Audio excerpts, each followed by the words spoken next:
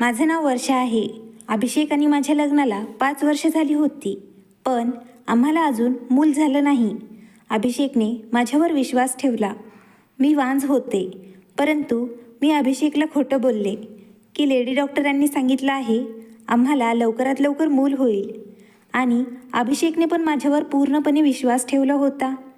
परंतु आता मी खोटं बोलू शकत नव्हते. आता मी खोटं बोलून कंटाळले होते. मला वाटले की मी माझ्या पतीला संपूर्ण सत्य सांगावं. आता मला त्यांना आणखी फसवायचं नव्हतं. मी माझ्या नवऱ्याला खरं सांगण्यापूर्वी एकदा माझ्या आईला फोन केला आणि विचारलं, आता मी काय करू आई?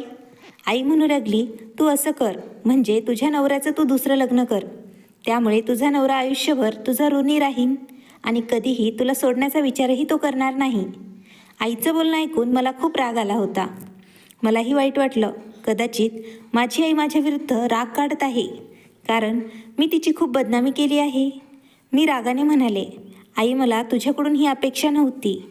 एवढं बोलून मी रागाने फोन बंद केला. संध्याकाळी अभिषेक घरी परतला. तो आल्यावर मला पाहून म्हणाला, काय झालं वर्षा, रूममध्ये एवढा अंधार का ठेवला आहेस? मी म्हणाले, माझ्या नशिबातच अंधार लिहिला आहे. या अंधाराचं काय करू मी? मी उद्ध्वस्त झाले आहे. अभिषेक म्हणाला, वेडी झाली आहेस का तू? असं का बोलत आहेस? मी तुझा नवरा आहे. मी तुझ्या समोर हजर आहे. आपल्याकडे देवाने दिलेलं सर्व काही आहे. मग तू इथे अंधारात बसून का दुःखात आहेस? मी पुन्हा अभिषेकला सर्व काही सांगितलं. मी वांझ आहे आणि मी कधीही आई होऊ शकत नाही. आज मी तपासणीसाठी डॉक्टरांकडे गेले होते, तेव्हा त्यांनी सांगितलं, तू वांझ आहेस आणि आता तू आयुष्यभर मुलांशिवाय जगशील. तू मुलाला जन्म देऊ शकत नाहीस. माझं बोलणं ऐकून अभिषेकच्या चेहऱ्यावर क्षणभर उदास भाव उमटले. परंतु लगेच त्याने माझा हात धरला आणि म्हणाला, काही हरकत नाही वर्षा, माझ्यासाठी तू पुरेशी आहेस.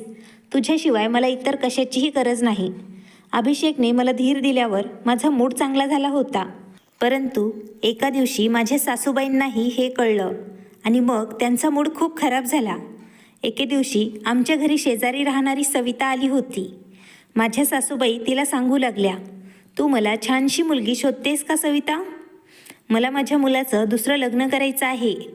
तेव्हा सविताने विचारलं, तुमची पहिली सून वर्षाला काय झालं? माझ्या सासूबाई म्हणाल्या, मला माझ्या मुलाचं दुसरं लग्न करायचं आहे, कारण ती बिचारी वांझ आहे. आता आम्हाला वंशावळ वाढवायची आहे, म्हणूनच अभिषेकचं दुसरं लग्न आम्हाला करायचं आहे. सासूबाईच्या तोंडातून हे सर्व ऐकून मी थरथर कापू लागले. अभिषेक घरी आल्यावर मी खूप रडले आणि त्यांना संपूर्ण हकीकत सांगितली. अभिषेकने माझा हात धरून मला रूममधून बाहेर काढलं. मला त्यांच्या आईजवळ उभं केलं आणि म्हणाला, मम्मी, वर्षाला सोडून इतर कोणत्याही मुलीसोबत मी दुसरं लग्न करणार नाही. मी याबद्दल विचारही करू शकत नाही आणि मी माझ्या पत्नीवर मुलांपेक्षा जास्त प्रेम करतो. त्यामुळे याच्यानंतर तू माझ्याशी दुसऱ्या लग्नाबद्दल घरात चर्चाही करू नको. माझ्या सासूबाई रागाने मान हलवत म्हणाल्या, आत्तापर्यंत आपल्या वांझ पत्नीचा एवढा अभिमान असलेला माणूस मी पाहिलेलाच नाही. तर अभिषेकचं बोलणं ऐकून माझी हिंमत इकडे वाढली होती. मला इतका प्रेमळ नवरा मिळाला याचा मला खूप आनंद झाला. मी मनातल्या मनात देवाचे आभार मानले की अभिषेकसारखा जोडीदार मला मिळाला. देवा, तुझे खूप आभार आहे. तुझं प्रेम असंच माझ्यावरती ठेव. रात्र झाली. मी अभिषेकसाठी चहा करायचा विचार केला. मी चहा करायला स्वयंपाकघरात आले, तेव्हा सासूबाईंच्या खोलीतून आवाज आला. त्यांच्या तोंडून माझं नाव ऐकून मला धक्का बसला. माझ्या लक्षात आल्यावर मला समजलं, सासूबाई त्यांच्या मुलीला फोनवरती सांगत होत्या, काळजी करू नकोस, अभिषेकला मी वर्षाला घटस्फोट द्यायलाच लावेल. मी नक्कीच अभिषेकचं दुसरं लग्न करेल. तू असं कर, तू लवकरात लवकर त्याच्यासाठी चांगली मुलगी शोधायला लाग. या गोष्टी ऐकून माझ्या मनावर दुःखाचं आभाळ कोसळलं. मी चहा न करता तशीच रूममध्ये परत आले. आता मला माझ्या आईचा विचार आला, परंतु तिने मागच्या वेळी दिलेला सल्ला मला आवडला नाही. तीसुद्धा माझ्या सासूबाईंसारखं माझ्या नवऱ्याचं दुसरं लग्न करून दे असं मला म्हणत होती. परंतु मला ते होऊ द्यायचं नव्हतं.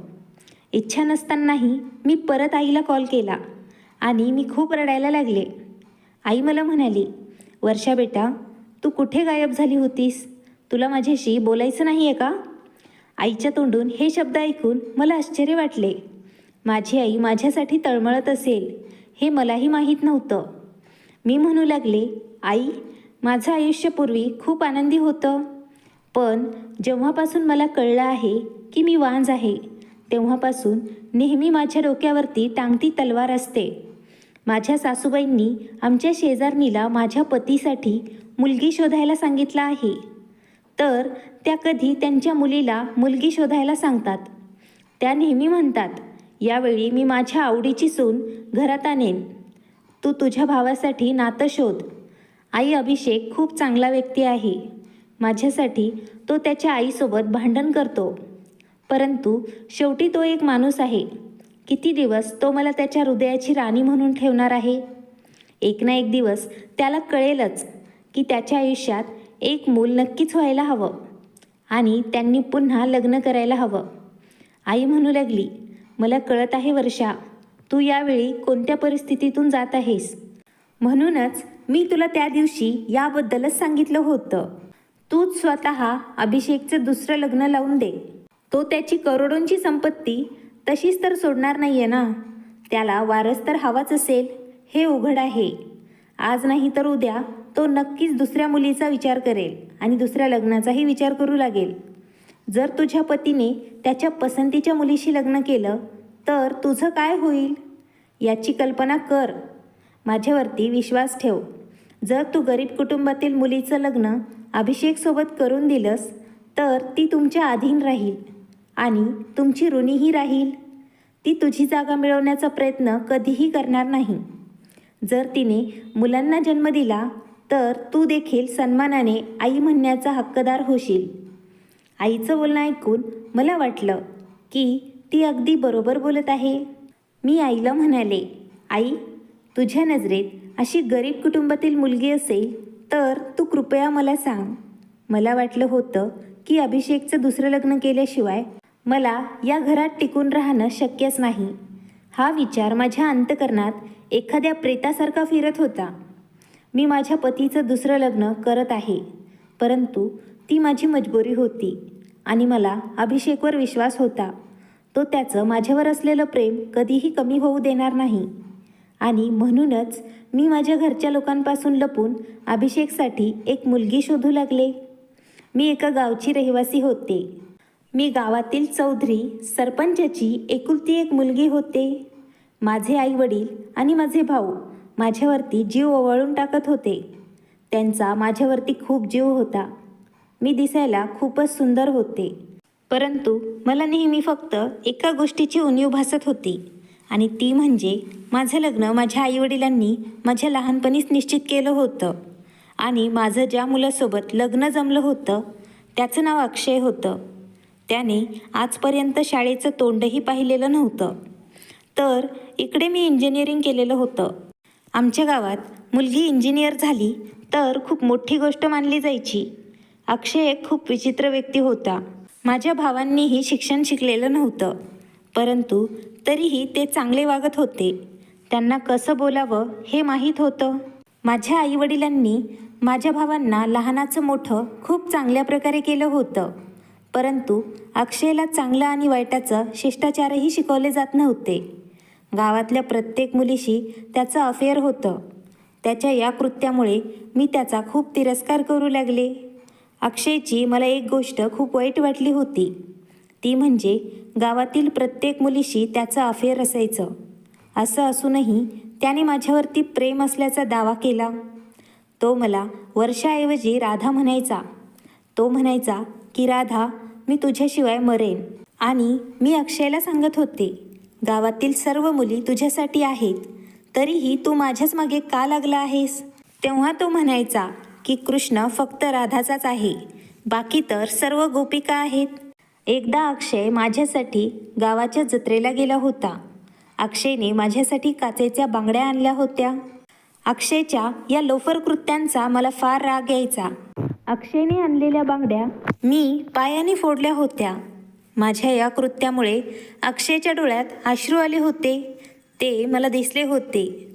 पहिल्यांदा अक्षयचे डोळे भरून आले अक्षयच्या डोळ्यातील अश्रू पाहून मला माझी चूक कळली. परंतु अक्षय खूप उदास झाला होता.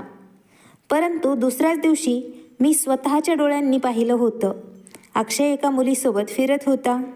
ते पाहून परत माझ्या मनात त्याच्याबद्दल जी थोडीशी सहानुभूती निर्माण झाली होती तीही नाहीशी झाली होती. मी आईबाबांशी बोलायचे तेव्हा ते मला म्हणायचे, वर्षा, काही हरकत नाही, अक्षय अजून लहान आहे, तो एक ना एक दिवस नक्कीच बदलेल. काही वर्षांपूर्वी माझ्या मोठ्या भावाने गावात हॉस्पिटल बांधण्यासाठी अर्ज केला होता. त्या दिवसात गावात एक टीम तिथे आली होती. ते जमीन वगैरे तपासत होते आणि त्यानंतर गावात खूप मोठ्या हॉस्पिटलचा पाया रचला गेला. तिथे सगळेजण पप्पांनी बांधलेल्या तंबूतच राहायचे.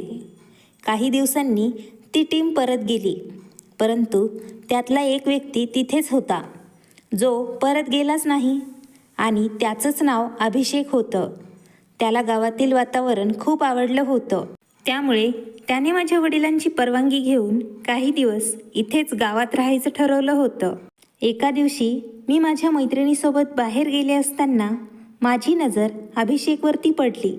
मला अभिषेक पहिल्याच नजरेत आवडला होता. अभिषेकच्या डोळ्यातील चमक मला सांगत होती की त्यालाही मी आवडले होते. नंतर पुढच्या वेळी मी स्वतः अभिषेकला भेटायला गेले तेव्हा तो मला पाहून हसला आणि तो म्हणाला, मी पण तुझीच वाट पाहत होतो. त्याने मला त्याचा मोबाईल नंबर दिला. मी त्याला माझ्या आईच्या फोनवरून कॉल केला आणि आमचे प्रेम वाढू लागले. तो म्हणू लागला की मला तुला माझ्या आयुष्यात समाविष्ट करायचं आहे. नंतर मी त्याला माझा मंगेतर अक्षयबद्दल सर्व काही सांगितलं. त्याला हे सर्व ऐकून खूप आश्चर्य वाटलं आणि तो म्हणाला, अक्षय, तो खूप विचित्र माणूस आहे. मी त्याच्याशी 2 मिनिटं उभं राहूनही बोलू शकत नाही आणि तू त्याच्यासोबत संपूर्ण आयुष्य कसं घालवशील? मी अभिषेकला सांगितलं, तू तुझं नातं घेऊन माझ्या घरी ये. कदाचित माझ्या आईवडिलांना माझी कीव येईल. अभिषेकने माझ्या बोलण्याला सहमती दिली आणि त्यानंतर तो शहरात परत गेला आणि नंतर एका आठवड्यानंतर त्याच्या बहिणीसह आणि त्याच्या आईसह तो गावी परत आला. त्याने माझा हात मागितला होता, परंतु माझ्या वडिलांनी त्याला स्पष्ट नकार दिला होता. तेव्हा मी खूप अस्वस्थ झाले होते. मी सतत रडायचे.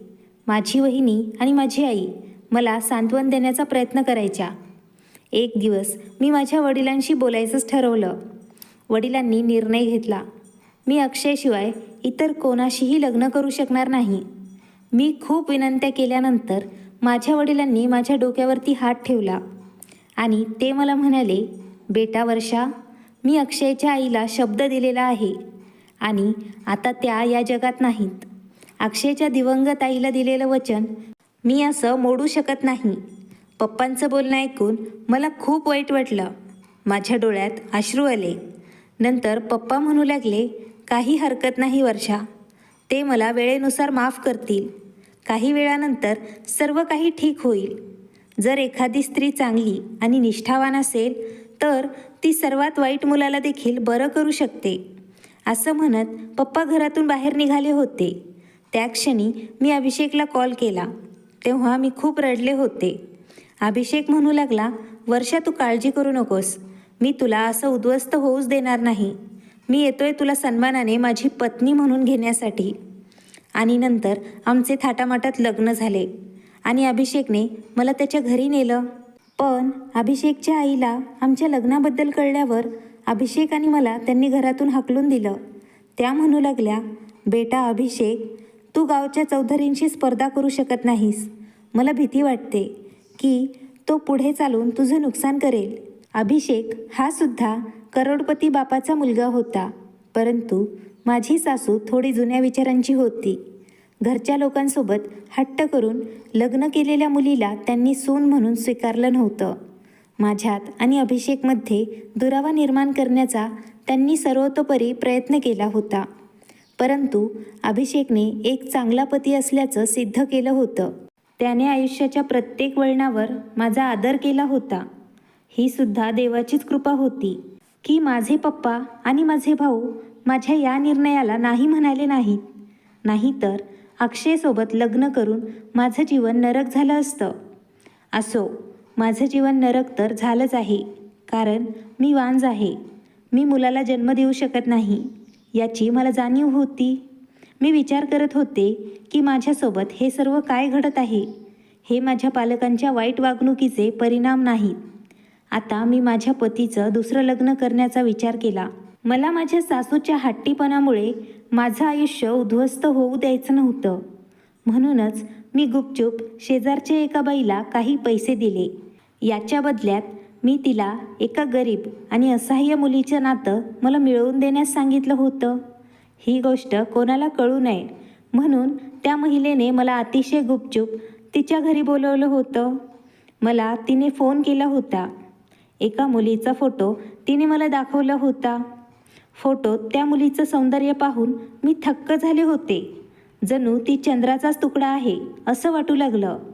लग्न जुळवणारी बाई म्हणाली, ही मुलगी अनाथ आहे आणि ती तिच्या मामाकडे राहते. तिच्या मावशीची इच्छा आहे की तिने लग्न करून लवकरात लवकर तिच्या सासरी जावं. मी त्या मुलीचा फोटो पाहिला आणि त्यांना म्हणाले, काकू, मी माझ्या पतीचं लग्न या मुलीशी कधीही करणार नाही. तिचं सौंदर्य बघा ना, माझा नवरा तिच्या प्रेमात नक्कीच वेडा होईल. ती बिचारी म्हणाली, बेटा, हे नातं खूप खास आहे आणि चांगलं आहे. तू हे हातातून जाऊ देऊ नकोस. ती खूप साधी मुलगी आहे. ती तुझ्यासमोर नेहमी नम्र राहील. हे मान्य करायला मी नाखुश होते. पण मी त्या सुनैना नावाच्या मुलीसोबत नातं स्वीकारलं. नंतर मी घरी पोहोचले. मला खूप विचित्र दृश्य दिसलं. माझा नवरा सोफ्यावर बसला होता, तर माझी सासू आणि नणंद दोघी त्यांच्यासमोर बसल्या होत्या. माझी नणंद म्हणाली, भाऊ, तुला तुझं आयुष्य एका वांज मुलीसोबत का जगायचं आहे? तुझ्यासाठी मी आणि आईने खूप चांगली मुलगी शोधली आहे. तू तिच्याशी लग्न कर. यावर अभिषेक म्हणाला, तुमच्या दोघींना मी आत्ताच सांगितलं आहे, मला कोणाशीही लग्न करायचं नाही. वर्षासोबत लग्न करून मी एवढा मोठा गुन्हा केलेला नाही, ज्यामुळे तुम्ही मला सतत टोमणे मारत राहतात. मी तुम्हाला सांगितलं आहे की वर्षाशिवाय मी इतर कोणाशीही लग्न करणार नाही.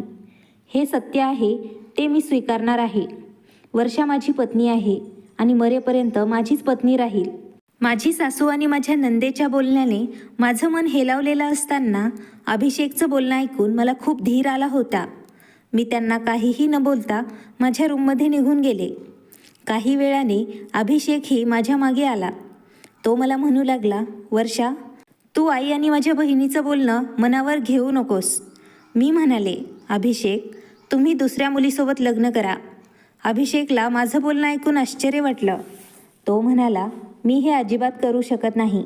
मी म्हणाले, मी तुला दुसऱ्या लग्नाची परवानगी देत आहे, पण तू माझ्या पसंतीच्याच मुलीशी लग्न करशील, आईच्या पसंतीच्या मुलीसोबत नाही. अभिषेक म्हणाला, तुझ्याशिवाय मी कोणालाच स्वीकारणार नाही. तुझी आवड असो किंवा आईची, मला काहीही फरक पडत नाही. मी म्हणाले, मला मूल हवं आहे. तुमचं लग्न झालं तर आपल्या घरातही मुलं होतील. माझ्या प्रेमाच्या आकांक्षेला दिलासा मिळेल. अभिषेकने नकार दिला आणि मी तिथे बसून रडत रडत रूममधून बाहेर पडले. सत्य हे होतं की मला मूल होण्याची इच्छाच नव्हती, परंतु अभिषेकला गमावण्याच्या भीतीने मी हे सर्व काही करत होते. असो, काही दिवसांपासून माझ्यात आणि अभिषेकमध्ये नाराजी होती, पण शेवटी मी रडून त्यांना दुसरं लग्न करायला तयार केलं. परंतु मला आनंद झाला नाही. मी सुनैनाला माझी मैत्रीण बनवलं होतं आणि ज्या दिवशी सुनैना माझ्या घरी माझी सवत म्हणून आली होती, तेव्हा घरी माझ्या सासूने खूप गोंधळ घातला होता. तिने अभिषेकसोबत खूप भांडणही केलं होतं. निदान यावेळी तरी माझ्या इच्छेनुसार तुझं दुसरं लग्न झालं असतं. माझ्या सासूला असं जळताना पाहून मी हसायला हवं होतं, परंतु त्या दिवशी मी अंगारावर अख्खी रात्र काढली. रात्रभर मी रडत राहिले. हाच विचार माझ्या आत्म्याला टोचायला पुरेसा होता. ज्याच्या डोळ्यात पूर्वी फक्त माझ्यावरच प्रेम दिसत होतं, आता त्याला दुसऱ्या स्त्रीच्या डोळ्यात प्रेम दिसत असेल. तो हसत असावा. ज्याच्या खुशीत मी आत्तापर्यंत होते, आज त्याच्या खुशीत कोणीतरी दुसरीच असेल. मला क्षणभरही शांतता मिळत नव्हती. मी रात्रभर काम करण्यात घालवली होती. सकाळ झाली तेव्हा मी पटकन माझ्या खोलीतून बाहेर पडले, कारण मला अभिषेकला भेटायचं होतं. परंतु दिवसाचे 12 वाजले होते, तरीही तो रूममधून बाहेर आला नव्हता. मी माझ्या सवत सुनैनाला विचारलं, तेव्हा ती म्हणाली, अभिषेक झोपले आहेत. मी तिच्याकडे बघून म्हणाले, तू त्यांना उठवलं नाहीस? तेव्हा सुनैना रडू लागली आणि ती रडत मला म्हणाली, अभिषेकने मला सांगितलं आहे, त्याचं लग्न झालं आहे, ते फक्त तुमच्या आग्रहामुळे. यामुळे आता मी त्यांच्यावर कोणत्याही प्रकारे माझा हक्क सांगू नये, नाहीतर ते मला घटस्फोट देतील आणि हे घर सोडून निघून जातील, नाहीतर मला तरी या घरातून हाकलून देतील. मी तुमची माफी मागते. जर त्यांनी मला त्यांच्या घरातून हाकललं तर? त्यामुळे माझी त्यांना उठवण्याची हिंमत होणार नाही. मी कुठे जाणार? पुन्हा मावशीच्या घरी जाण्याचा विचारही मी करू शकत नाही. मावशी मला खूप छळतात. नातं जुळवणाऱ्या काकूने खरंच मला खूप असहाय्य आणि गरीब मुलगी शोधून दिली होती. मला बरं वाटलं. अभिषेक माझ्यावर रागावला असेल. आत्ता त्याचा मूड सुधारला की तो रूममधून नक्कीच बाहेर येईल. परंतु हा माझा गैरसमज होता. आता अभिषेकच्या लग्नाला 3रा दिवस होता, परंतु तो अजूनही रूममधून बाहेर आला नव्हता. आता मला विचित्र वाटलं. हेच विचार मला त्रास देत होते. म्हणून एके दिवशी सुनैना किचनमध्ये व्यस्त असताना मी तिच्या रूममध्ये गेले. अभिषेक त्याच्या मोबाईलमध्ये व्यस्त होता. पावलांचा आवाज ऐकून तो म्हणाला, माझी प्रिय सुनैना, आली आहेस का तू? हे शब्द होते जे माझ्या डोक्यावर हातोड्याचे वार करत होते. मी गेलेल्या पावलांनी तिथून माझ्या रूममध्ये परत आले. सुनैनाने अवघ्या 3 दिवसात अभिषेकला स्वतःचं बनवलं होतं. माझ्या डोळ्यातून अश्रू वाहू लागले होते. माझे हृदय खूप दुखत होते. मी माझ्या सासूच्या रूमकडे निघाले होते. नंतर मला कळलं की माझी नणंद पण आलेली होती. माझी सासू तिच्या मुलीला म्हणत होती, बघ तुझी आई किती शहाणी आहे. मी फक्त एक युक्ती वापरली आणि सापसुद्धा मेला आणि काठीही तुटली नाही. बिचाऱ्या वर्षाला हे माहीत नव्हतं की तिने स्वतःच्या नवऱ्याला गमावला आहे. ज्या मुलीशी अभिषेकचं लग्न झालं ती माझ्याच पसंतीची मुलगी होती आणि अभिषेक देखील पहिल्याच नजरेत सुनैनाच्या प्रेमात पडला होता. हे सर्व वर्षाला मूर्ख बनवणाऱ्या या लोभी बाईमुळे घडलं आहे. हे सगळं ऐकून माझं हृदय फुटू लागलं. माझ्या सासूबाई पुढे म्हणाल्या, वर्षाला मूल होऊ नये म्हणून तिला इतक्या गोळ्या मी खाऊ घातल्या आहेत, ज्यामुळे आता ती खरंच वान झाली आहे. हे शब्द माझ्या अंगावर दगडांचा वर्षाव करत होते. मी पटकन माझ्या नवऱ्याच्या रूमकडे निघाले, त्याला हे सर्व सांगण्यासाठी. परंतु मी अभिषेकच्या रूमकडे गेले तेव्हा तो सुनैनाला सांगत होता, मी भावनेच्या भरात खूप चुकीचा निर्णय घेतला होता. मी वर्षासोबत लग्न केलं, परंतु लग्नानंतर मला माझी चूक कळू लागली होती. तोपर्यंत खूप उशीर झाला होता. वर्षाच्या भावांना समजलं होतं की ती माझ्यासोबत आनंदात आहे. त्यामुळेच ते मला फोन करून सतत धमकावत राहिले. आमची बहीण सुखातच राहिली पाहिजे, ती एकटी नाही आहे. जर तू आमच्या बहिणीची काळजी घेतली नाहीस तर तुझं नशीबच खराब असेल. मी तिथे राहून आलो. मला माहीत आहे ते लोक किती धोकादायक आहेत. म्हणूनच मी वर्षाला सोडण्याचा विचारही करू शकलो नाही. आत्ता आईने वस्तीतील एका बाईच्या सोबतीने माझ्या पत्नीला वेड लावलं आणि तिच्याच हातून माझं तुझ्याशी लग्न करून दिलं. आणि माझ्या प्रिय सुनैना, तू देखील माझं लक्ष वेधून घेतलं आहेस. तू आता माझं संपूर्ण आयुष्य आहेस. तू नेहमी माझ्यासोबतच राहा. हे मी काय ऐकत होते? हा तोच अभिषेक होता का ज्याच्यामुळे मी स्वतःला वाहून दिलं?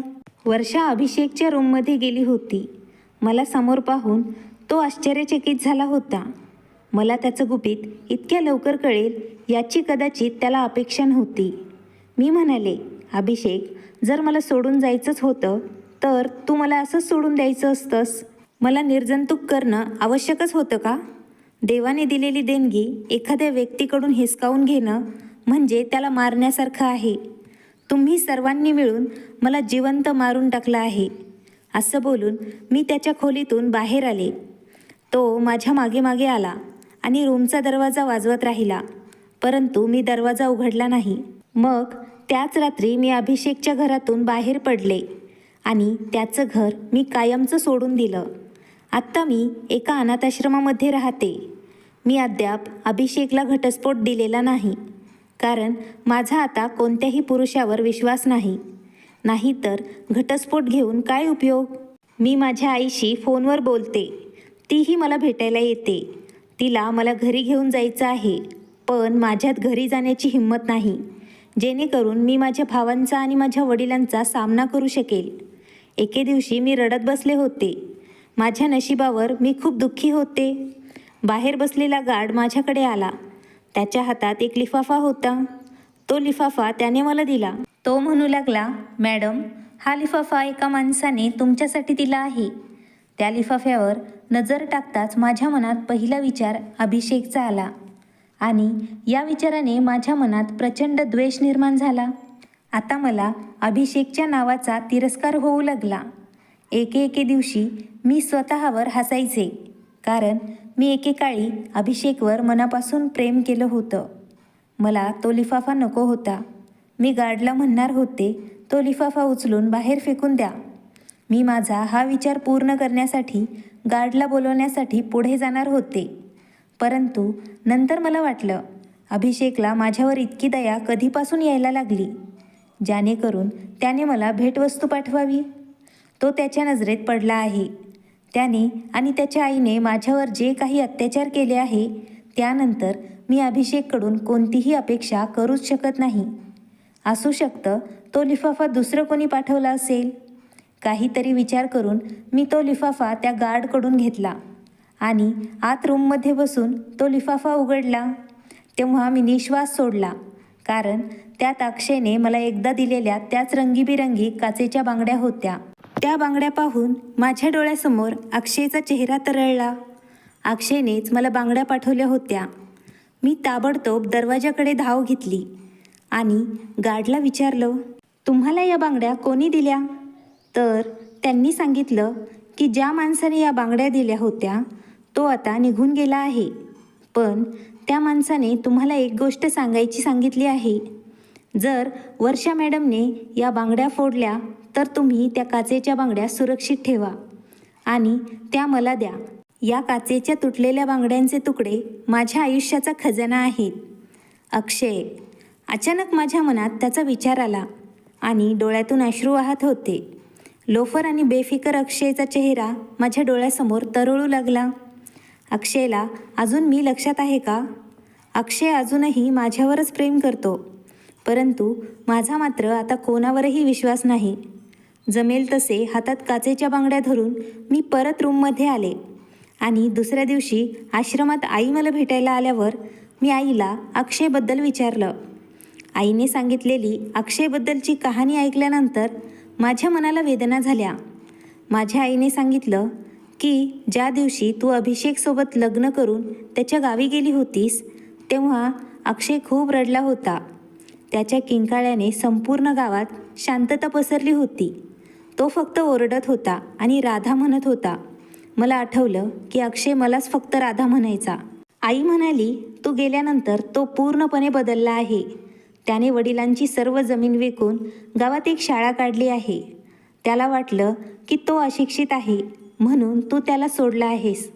शाळेत शिक्षकांची नियुक्ती करून त्यांनी खेड्यातील मुलांना मोफत शिकवायला सुरुवात केली आहे.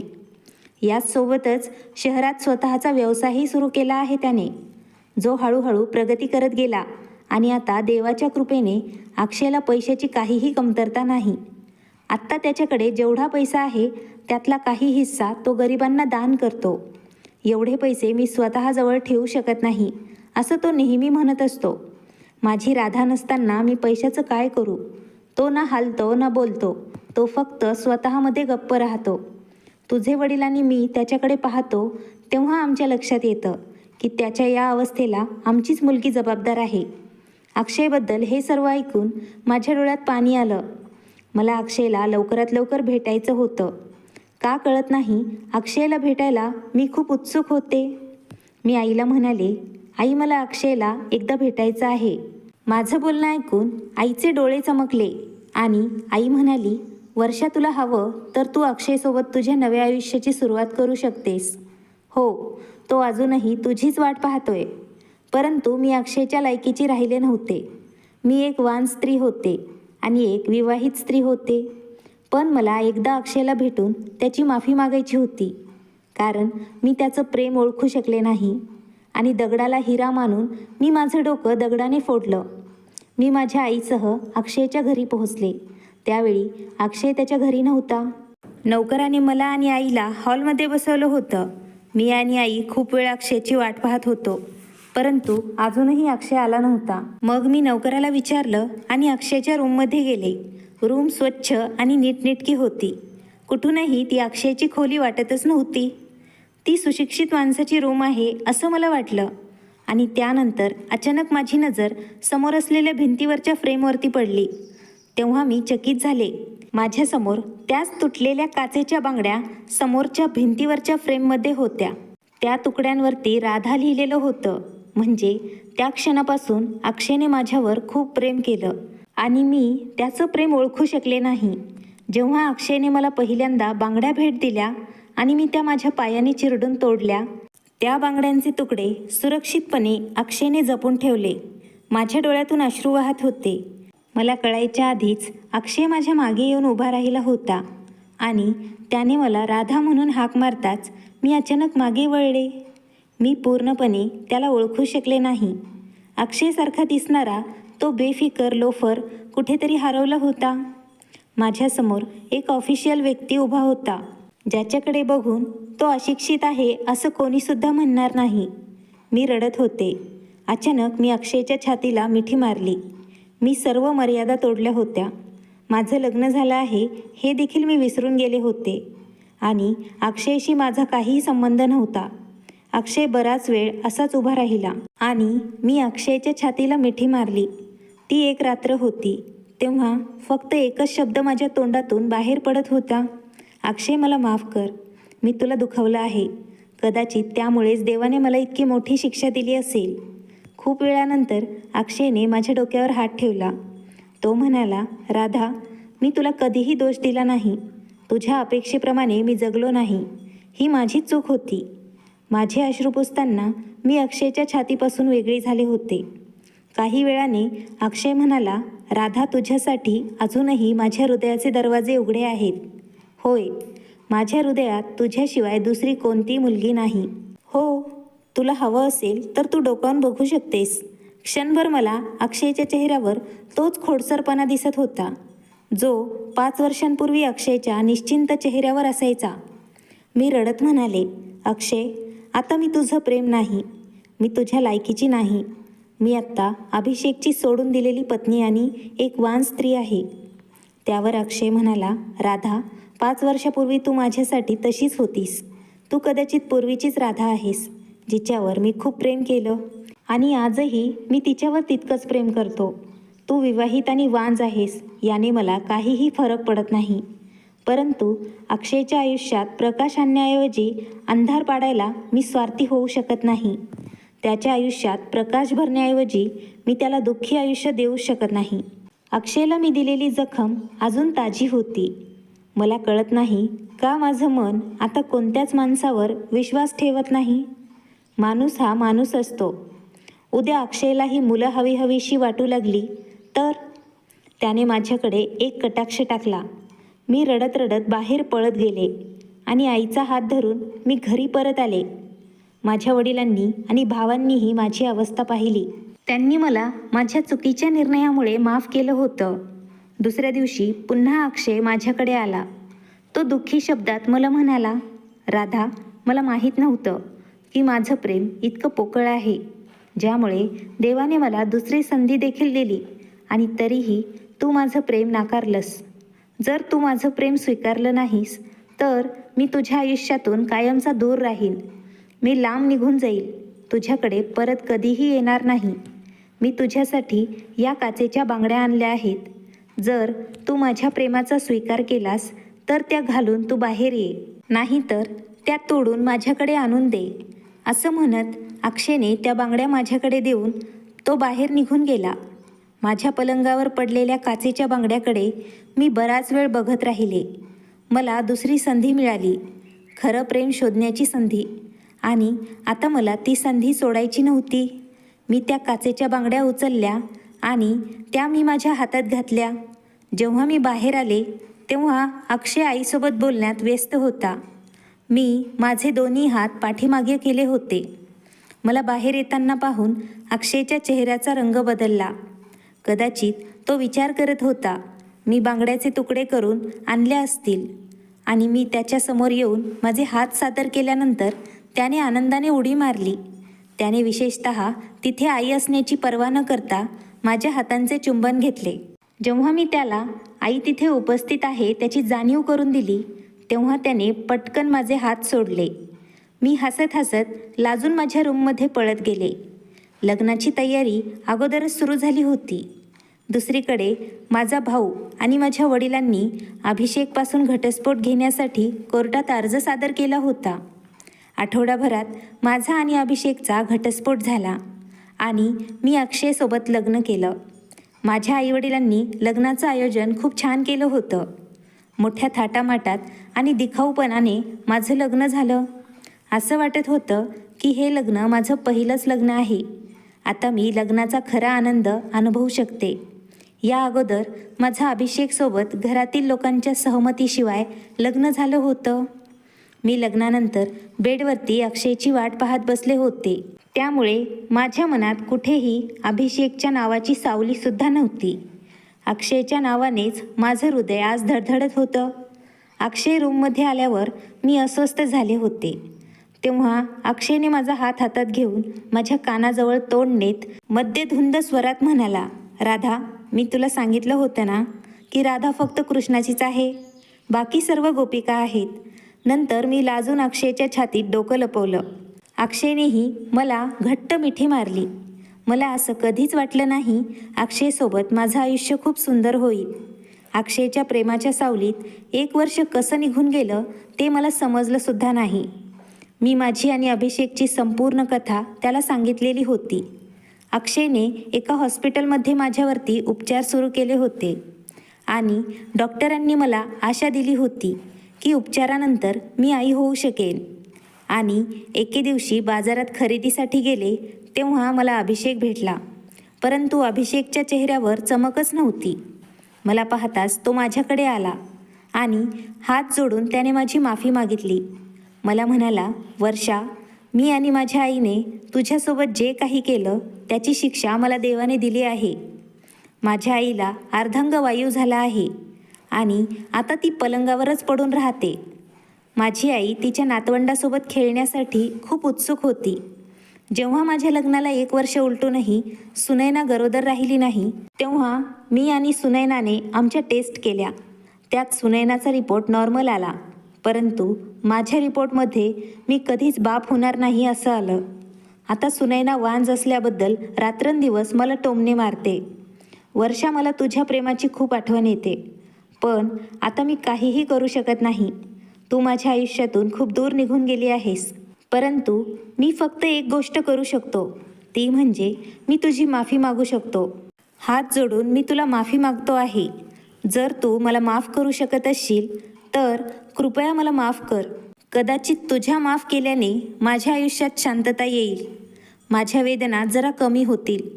मी अक्षयचा हात घट्ट पकडला आणि अक्षयकडे बघत मी अभिषेकला म्हणाले, अभिषेक, मी तुला माफ केलं आहे. जेव्हा देवाने तुला तुझ्या कृत्याची शिक्षा दिलीच आहे, तेव्हा मी कोण आहे तुला शिक्षा देणारी. आणि हे बोलून मी पुढे सरकले. अभिषेक हरलेल्या जुगारीसारखा माझ्याकडे बघत होता आणि मी अक्षयकडे बघत होते. मी अक्षयचा हात हातात धरून पुढे चालत होते. मी आता माझ्या आयुष्यात जिथं आहे तिथे माझ्यासाठी फक्त आनंदच होता. मित्रांनो, तुम्हाला ही कथा कशी वाटली ते आम्हाला नक्कीच कमेंट करून सांगा. व्हिडिओ आवडला तर लाईक करा, शेअर करा आणि नवीन असाल तर चॅनलला सबस्क्राईब करा. धन्यवाद. आभारी आहोत.